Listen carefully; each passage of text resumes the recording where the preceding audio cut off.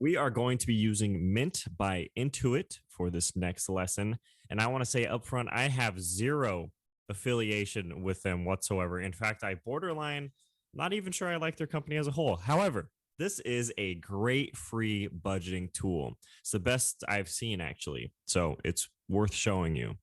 If you're unfamiliar with Intuit, you may also know them from QuickBooks or TurboTax.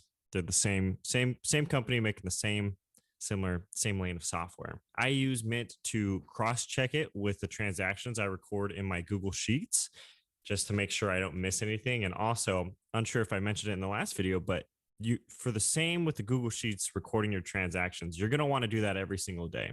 Similar to how you were doing it in your notepad, pen and paper, you're going to want to find a way to create a habit where you're checking your transactions, entering your transactions every single day.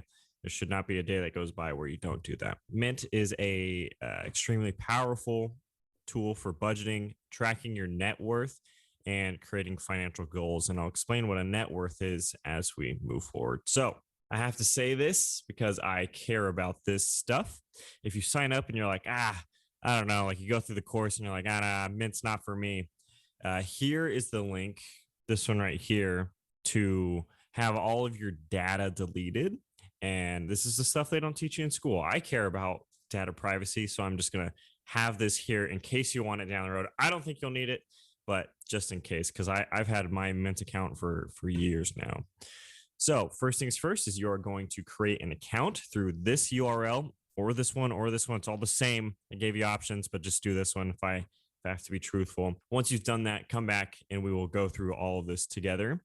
And I will be providing a high-level overview of Mint and their dashboard and how everything works in the next episode. So I'll see you there.